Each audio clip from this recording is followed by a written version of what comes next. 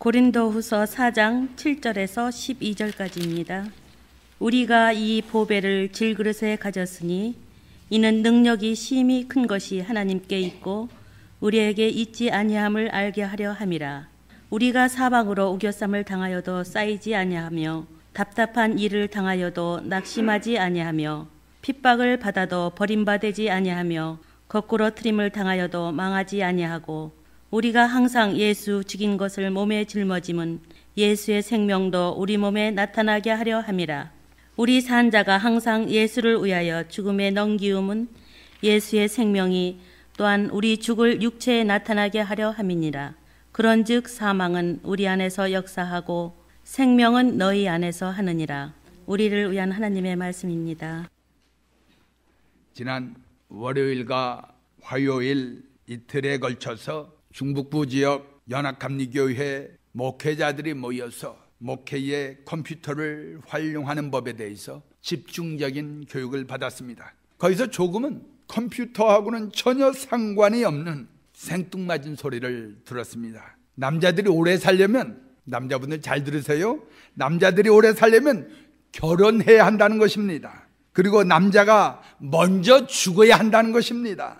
여자가 먼저 죽고 남자만 남으면 그 이상 처량하고 불쌍한 것이 없더라 하는 이야기였습니다. 그걸 남자들이 한 얘기가 아니라, 여자들이 한 얘기가 아니라 남자들이 모여서, 남자 목사님들 그렇게 얘기하는데 여자 목사님들은 그저 다 동의를 하는 거예요. 그런데 남자들이 결혼하면 오래 사는 이유가 있더라고요. 그 이유가 저는 기가 막혔습니다. 아내의 잔소리를 듣기 때문에 남자들이 오래 산다는 것입니다. 이거 해라 저거 해라 하는 소리가 지겨운 것 같지만 사실은 남자들이 오래 살게 되는 이유랍니다. 집에 잔소리 들어도 기쁨으로 알고 들어갔어요. 남성 여러분, 왜 여자분이 하면 안 돼요?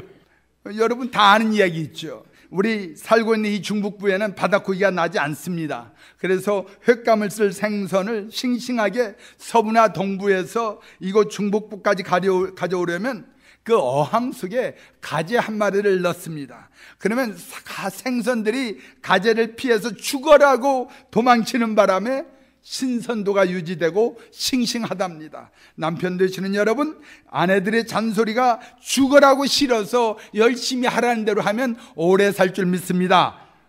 남자분들 전혀 반응이 없어요. 여기 남자분들이 제법 있는데 반응이 없네요. 여러분, 하지만 부인들에게 듣는 잔소리라고 하는 그 고난이 여러분의 생명을 지켜준다고 생각해 보세요. 얼마나 고마운 일입니까? 앞으로는 여보 잔소리 좀 더 해줘요 해도 됩니다. 때로는 고난이 우리를 살만하게 해줍니다. 요즘 미국 경기를 보면 또 한국 뉴스를 봐도 암울한 소식이 너무나 많습니다. 경기가 풀리겠다는 보도는 별로 없고, 유럽이 힘들고 일본은 지진 복구가 언제 되려는지 알 수 없고, 미국도 한국도 경기가 힘드니까 사업하는 분들조차도 힘들다고 아우성입니다. 요즘 미국 보면 회사는 망하고 투자자들은 큰 손실을 입어도, 수많은 직원들은 해고를 당해도 최고 경영자들은 엄청난 보너스를 챙깁니다. 요즘 세태입니다. 멀게는 2001년 9/11부터 가깝게는 지난 2007년부터 미국과 전 세계에 불어닥친 금융위기와 경제난이, 아주 더 가깝게는 미국의 더블딥이라고 하는 중첩된 경제난으로 대통령이 일자리를 창출하겠다고 그에 대한 방안을 제시해도 사람들이 기대를 하는 것 같지 않습니다. 그만큼 우리가 살고 있는 이 미국 사회가, 경제가, 정치가 그다지 낙관적이지 못합니다. 그런데 오늘 우리가 복록한 요한 고린도 전후서를 쓴 사도 바울은 고난의 고난을, 역경의 역경을 경험한 사람입니다. 고린도후서 6장 4절과 5절을 보면 이렇게 기록합니다. 오직 모든 일에 하나님의 일꾼으로 자천하여 많이 견디는 것과 환난과 궁핍과 고난과 매맞음과 갇힘과 난동과 수고로움과 자지 못함과 먹지 못함 가운데서도 라고 자신의 어려웠던 고난의 경험을 말하고 있습니다. 그 경험을 바탕으로 오늘 우리가 봉독한 고린도후서 4장 8절과 9절을 통하여 고난 중에 있는 사람들에게 이렇게 격려합니다. 우리가 사방으로 우겨쌈을 당하여도 쌓이지 아니하며, 답답한 일을 당하여도 낙심하지 아니하며, 박해를 받아도 버림받지 아니하며, 거꾸로 뜨림을 당하여도 망하지 아니하고. 여러분, 고난 중에 계십니까? 이 귀절을 기억하시기 바랍니다. 사도 바울은 자신에게 주어진 상황이 자신을 다스리도록 허락하지 않았습니다. 상황의 피해자로 머무르지도 않았습니다. 사도 바울은 그 상황을 딛고 일어서는 신앙을 가진 분이었습니다. 환난과 궁핍과 고난과 매맞음과 갇힘과 난동과 수고로움과 자지 못함과 먹지 못하는 상황조차도 사도 바울은 예수 그리스도를 증거하는 기회로 삼았습니다. 주어진 상황의 희생자가 아니라 정복자로 살았던 것입니다. 사도 바울이 그러한 삶을 살 수 있었던 비결은 무엇입니까? 그 어느 것도 우리 주 예수 그리스도 안에 있는 하나님의 사랑으로부터 우리를 끊을 자가 아무도 없다라고 하는 확고한 믿음이 있었기 때문입니다. 하나님의 사랑으로부터 우리를 끊을 자가 이 세상에, 이 우주에 누가 있을 수 있습니까? 스캇 팩이라고, 한국에서는 아직도 가야 할 길, 원 제목은 The Road Less Traveled. 이 책을 보면 앞에서 이렇게 말합니다. Life is hard. 삶이란 쉽지가 않다. 그런데 이분의 관찰에 따르면 인류의 위대한 업적을 남긴 사람치고 평탄한 삶을 산 사람은 없다고 말합니다. 위대한 사람들은 어려운 삶을 대처하기만 한 것이 아니고 그 삶을 정복했다고 말합니다. 고통과 고난은 우리가 그 고난 속으로 희망을 가지고 들어갈 때 정복할 수 있습니다. 우리 인생의 고난의 시기가 다가오면 소위 말하는 낙관주의자들, 낙천주의자들이 갑자기 자취를 감춥니다. 그러나 희망은 그 상황을 정복하는 것입니다. 상황이 좋을 때 그 좋은 상황을 노래하고 말하는 것이 희망이 아닙니다.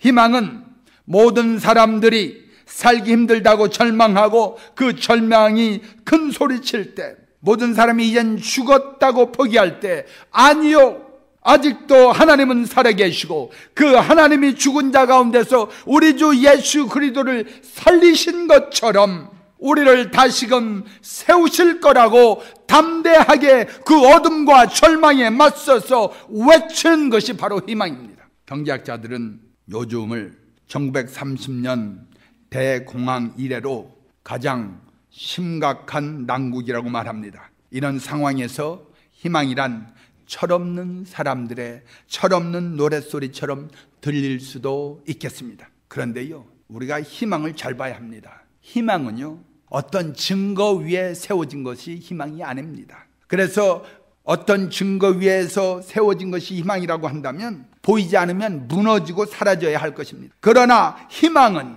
어두움이 깊어질수록 빛나는 것입니다. 희망은요, 어떤 일들이 잘 될 것이라는 확신도 아닙니다. 희망은요, 어떤 일이 어떤 결과가 나오든지 변함없이 나는 지키는 그러한 신념도 아닙니다. 물론 신념이나 확신이 중요한 것이지만, 그러나 희망이란 이 세상의 조건과 상황과 상관없이, 이 상황이 좋아져서가 아니라, 호전되어서가 아니라 하나님의 약속을 믿기 때문에 갖는 것이 바로 희망입니다. 그래서 희망은 낙관주의와 다른 것입니다. 히브리서 11장은 이렇게 말합니다. 믿음은 바라는 것들의 실상이요 보이지 않는 것들의 증거니. 희망은요, 어떤 팩트, 어떤 사실에 근거하는 것이 아닙니다. 오히려 위기의 순간에 빛나는 것인데, 사도 바울은 오늘 본문에서 뭐라고 고백합니까? 우리가 사방으로 우겨쌈을 당하여도 세상 사람들은 절망합니다. 원망합니다. 한탄합니다. 왜 이 세상에서 나를 도와주는 이 하나도 없이 사방팔방이 원수들만 있을까?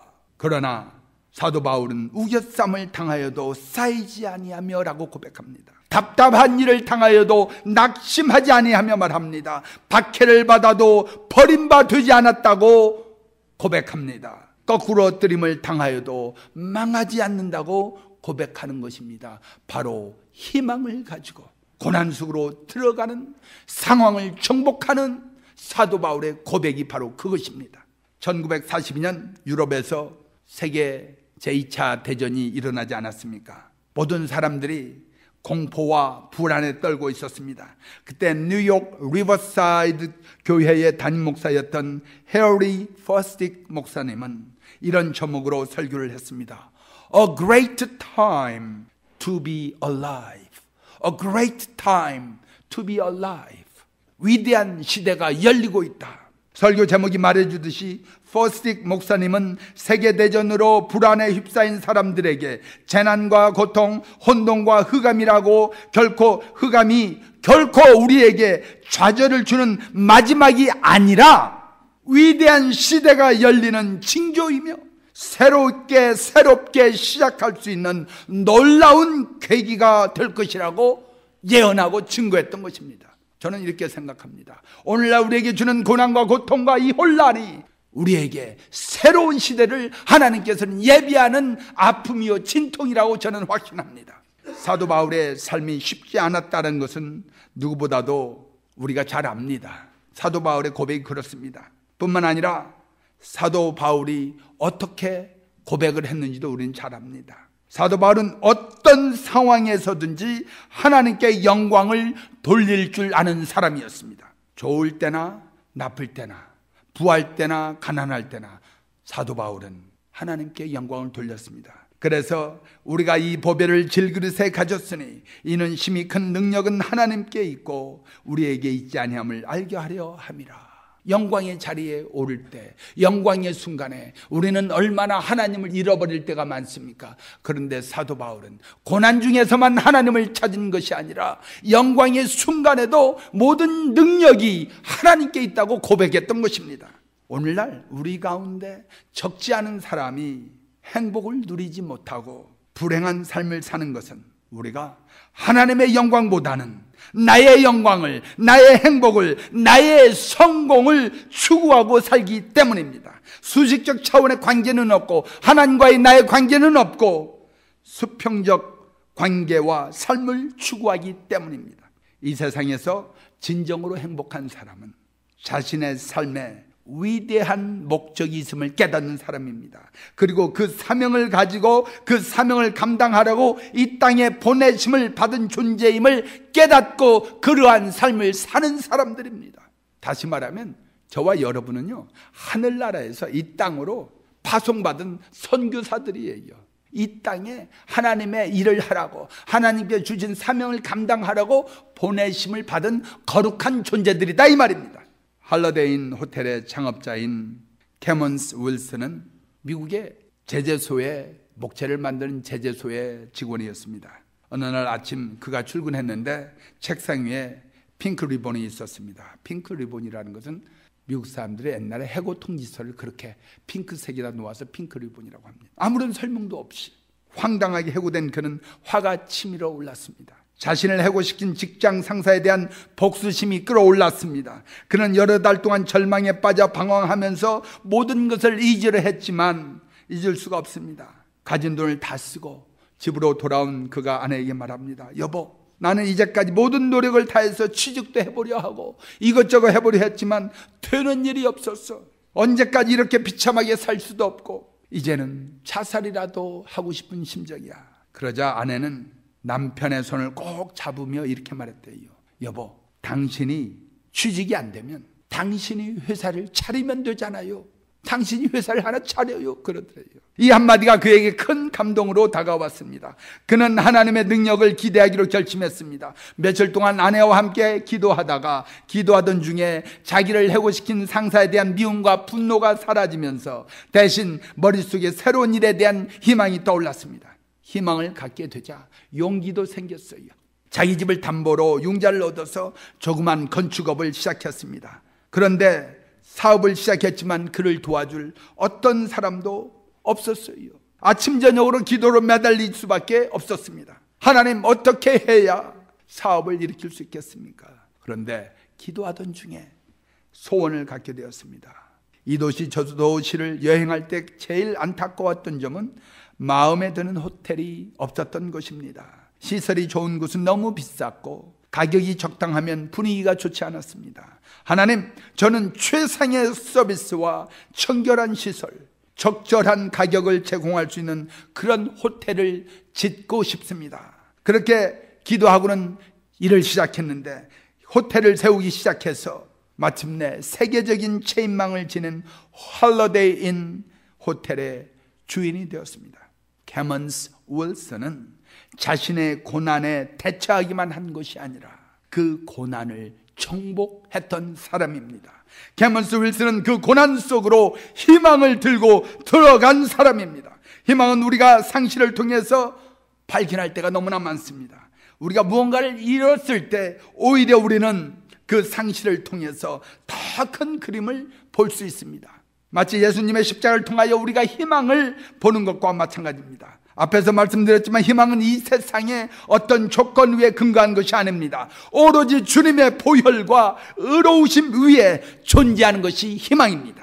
그래서 희망은 날개가 있는 것이에요. 희망은 춤을 춥니다. 고난 가운데서도 희망의 날개는 고난의 시기를 넘어서 미래의 꿈을 꾸게 합니다. 만일 우리가 희망에 조금만 더 시간을 허락한다면 희망은 끈질기게 역사해서 고난을 선으로 바꾸고 더 나아가 우리를 놀래키게 할 것입니다. 예수님은 요한복음 16장 33절에서 이것을 너희에게 이르는 것은 너희로 내 안에서 평안을 누리게 하려 함이라. 세상에서는 너희가 환난을 당하나 담대하라. 내가 세상을 이겼노라. 예수님은 비록 우리가 이 세상에 환난을 당한다 할지라도 그 고난 속으로 희망을 들고 들어가라고 부르십니다. 왜? 우리가 승리하리를 살 것이라고 우리에게 약속을 주셨기 때문입니다. 세상이 우리에게 이제는 포기할 때라고 유혹할 때 예수님은 용기를 가지고 힘을 내라고 북돋우고 계십니다. 여러분의 삶에 벌어지는 아주 자그마한 사소한 일들이 때로는 우리에게, 여러분에게 주는 영적 의미가 만만치 않습니다. 모든 일이 사실 그렇습니다. 고난은 우리에게 성품을 개발하고 세우는 귀한 기회가 됩니다. 더 어려운 문제가 닥치면 우리는 영적으로 더 강해집니다. 마치 우리가 짐에 가서 더 무거운 프레스를 들어 올리면 우리의 근육과 힘줄과 뼈가 더 강해지는 것처럼 우리의 영혼의 힘줄이 강화되고 우리 영혼의 근육을 강화시키고 우리 영혼의 뼈를 강건케 하는 것입니다. 그래서 사도 바울은 다만 이뿐 아니라 우리가 환난 중에도 즐거워하나니 이는 환난은 인내를 이라고 말합니다. 환난 중에도 즐거워하라고 합니다. 이 영적 비밀을 우리에게 알려주는 것입니다. 하나님의 긍휼을, 자비를, 은혜를 알기 때문에 그 어느 것도 하나님의 사랑으로부터 우리를 끊을 자가 없다라는 것을 알기 때문에 낙심하지 않는다는 고백입니다. 중세 기독교 우화에 이런 이야기가 있습니다. 사탄이 부하들에게 인간을 공격하는 각종 무기를 보여주고 설명을 합니다. 황금, 돈, 술, 욕망 등의 도구를 보여줍니다. 마지막으로 낡은 도끼 한 자루를 보여주었습니다. 그런 낡은 도끼 한 자루로 똑똑한 인간들을 어떻게 때려잡을 수 있을까요? 하고 한 부하가 말합니다. 사탄은 자랑스럽게 대답합니다. 이것은 내가 가장 애용하는 효과적인 무기다. 이 도끼는 인간의 가슴 속에 있는 희망의 줄을 끊는 도구란다. 여러분, 우리가 희망의 끈을 놓으면요, 사탄에게 절하는 거예요. 사탄에게 지는 거예요. 여러분, 그렇기 때문에 희망의 줄을 꼭 붙잡으시기 바랍니다. 갈라디아서 6장 9절에 이렇게 말씀하십니다. 우리가 선을 행하되 낙심하지 말지니 포기하지 아니하면 때가 이름에 거두리라. 포기하지 않으면 때가 이름에 거두리라는 거예요. 거둘 것이라는 것입니다. 포기하지 말라는 말씀입니다. 1895년 미국에 거대한 역사적으로 가장 큰 해충 피해가 있었습니다. 목화 바구미인 위이블이 번져가지고 알라바마주에서 텍사스주까지, 당시에 요즘은 거기가 바이블 벨트 그러는데 원래 이름은 카튼 벨트입니다. 그래서 목화주 생산지였습니다. 그런데 그 목화지대가 전멸한 것입니다. 그런데 이 남부지역의 농부들이 믿음 가운데 이렇게 고백합니다. 하나님이 주신 땅인데 우리가 이 벌레 따위에 질 수 있겠느냐 하고 농작물의 종류를 바꾸어서 옥수수, 감자, 땅콩 농사를 짓기 시작했습니다. 그런데 불과 25년도 되지 않아서 1919년에는 세계 최대의 땅콩 산지가 되었습니다. 알라바마주의 엔터프라이스라고 하는 이름의 조그마한 타운은 Peanuts Capital of the World, 세계 땅콩의 수도라고 하는 별명을 가지게 되었습니다. 마을 사람들은 타운 중심에 위블 벌레 동상을 크게 세우고 우리에게 번영을 가져다 준 바구미에게 감사한다라고 써놓았다고 합니다. 위기라는 말이 있잖아요. 누구에게는 그 위기가 위험을 가져다 주는 것이지만 희망을 소유한 사람에게는 기회가 됩니다. 왜 그런지 아십니까? 위기의 위자는 위험이라는 말입니다. 기의 기자는 기회라는 말이에요. 그래서 하나님을 알지 못하고 조건 속에서 살아가는 사람은 위기 중에 위험을 보는 것이고, 하나님 가운데서 믿음으로 하나님의 약속을 붙잡고 사는 사람은 위기 가운데서도 기회를 보는 것입니다. 그래서 자연재해로 그 남부의 땅이 저주의 땅같이 되었으나 하나님이 주신 거룩한 땅, 약속의 땅으로 믿고 일어난 그들의 신앙은 짧은 시간에 저주의 땅을 축복의 땅으로, 황무지를 젖과 꿀이 흐르는 가나안 복지로 만들었던 것입니다. 고린도후서 4장 7절과 8절의 말씀을 다시 한번 봉독해 드리겠습니다.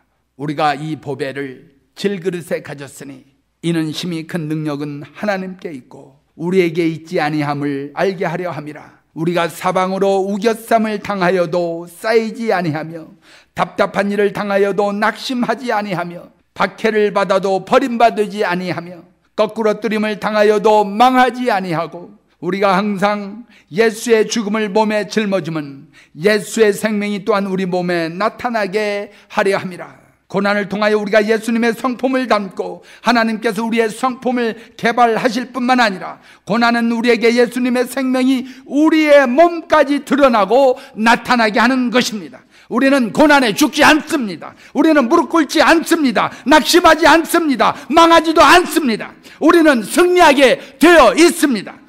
예수님의 성품이 우리 몸에 나타나고 우리도 부활의 승리를 맛보게 하셨기 때문입니다.